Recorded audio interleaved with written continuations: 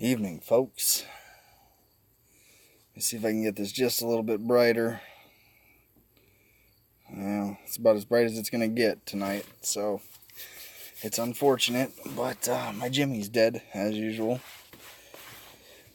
So, breaking news out of South Dakota. Interesting story and development here happening in South Dakota that I think that a lot of people should be made aware of.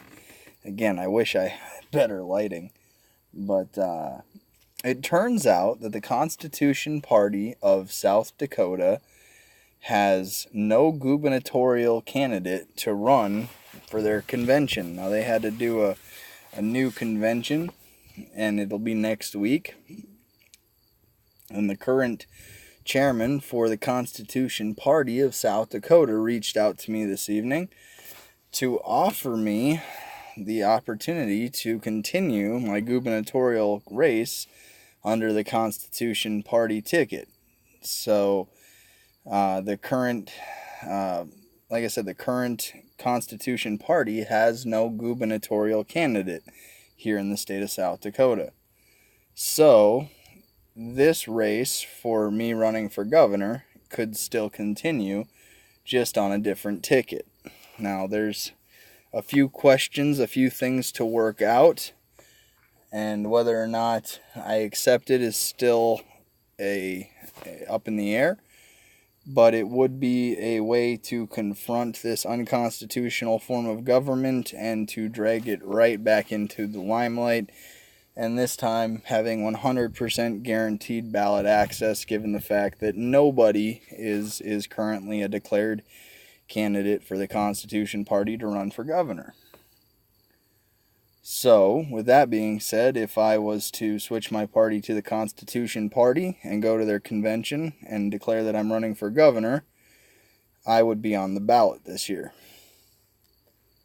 As we all know, here in South Dakota, the Constitution Party and the Libertarian Party won a lawsuit, I believe back in February, where it was said that the parties can decide their nominees for ballot access at their conventions.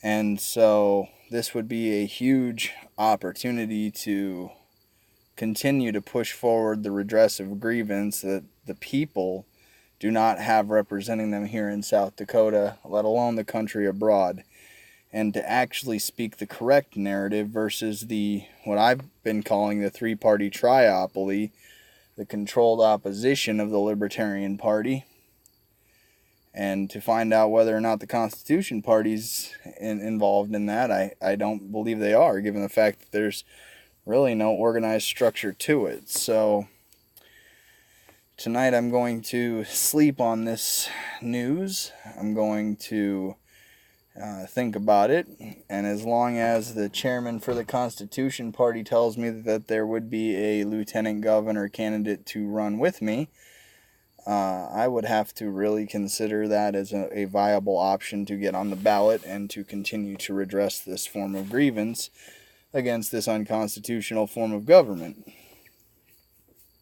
So, and also knowing that I've already been invited, should I have ballot access, to debate the other candidates, it wouldn't take me very much to get back into that loop, where I would be able to debate the Republican, Democrat, and Libertarian candidate on live South Dakota television.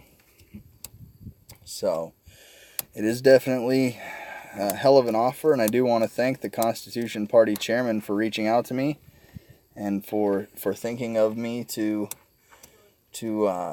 run for governor.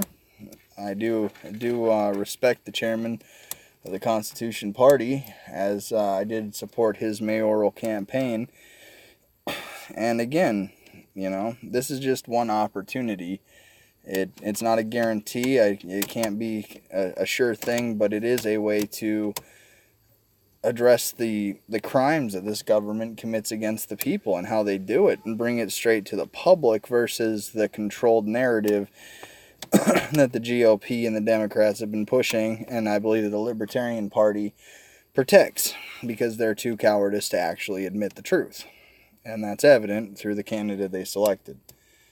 So, And as it's already been stated, I do not endorse Kurt Evans. Excuse me, I do not endorse Kurt Evans for governor of South Dakota.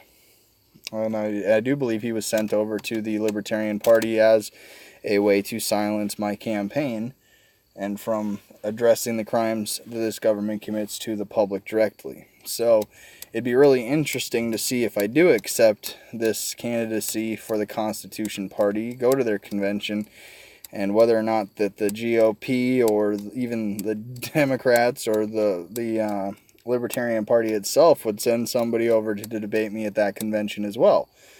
Because they already did it once with Steve Novotny, they did it with Kurt Evans, so I mean, I'm up for debating anybody, in all honesty, because it's not personal when you're talking about the crimes the government commits against the people. But it would be really interesting to see if they send another person over to continue to try to stop me from speaking the truth about the crimes this government commits. And it'd be an extreme long shot to actually win the election. I do believe that this election in South Dakota is rigged for Kristi Noem. I do believe that she is the hand-picked successor to the Governor Dugard administration. So, like I said, it's all up in the air right now, but it is an offer that I have to consider with all certainty and facts presented. So tomorrow I'll have a cup of coffee and a conversation, and we'll discuss whether or not I will be leaving the Libertarian Party of South Dakota and joining the Constitution Party of South Dakota, and therefore going into their convention as their only gubernatorial candidate. And like I said, as long as there's a lieutenant governor candidate, then I would be on the ballot with that lieutenant governor candidate, and we'd be able to run a campaign.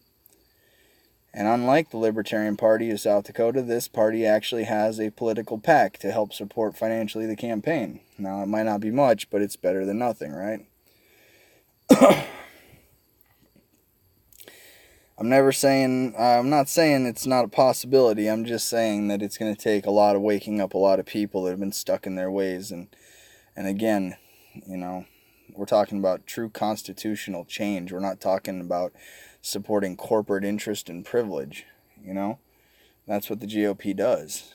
Now, I was told that the Libertarian Party defends people's rights and interests, and that may be true, but I certainly don't believe that they are a formidable party. I believe they're controlled opposition.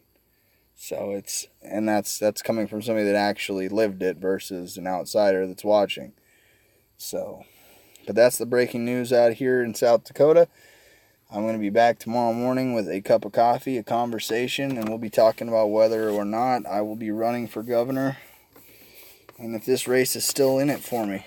So, yeah, it's been a great day. So, all things considered, I do want to let you guys know that I do have the scheduler for the, what's going on?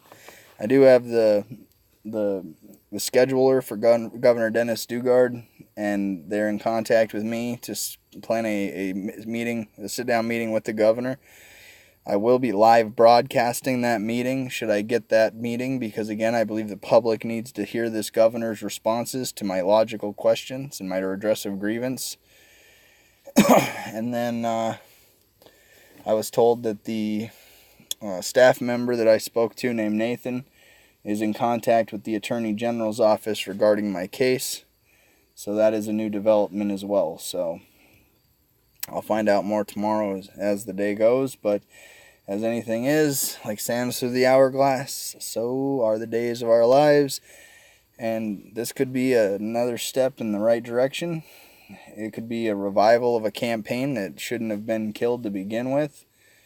I was told, by those that watch from the outside, that our convention was rigged. They called it Flaggate in 2018. And, it's an opportunity that not every 32-year-old gets in this country. So I'll definitely have to consider it as an honor. And even if I do or don't accept, it's still an honor to be considered for that. So That being said, you guys, you have a good night or don't. Choice is always yours, and continue to stay ignorant to the crimes this government commits against the people. Your willing ignorance is what continues to perpetuate the crimes against against the people of this country. Blind patriotism and subservient nationalism is and mixed with apathy is why we continue to have these problems. So, all right, you guys, I'll see you guys tomorrow morning. Have a good night.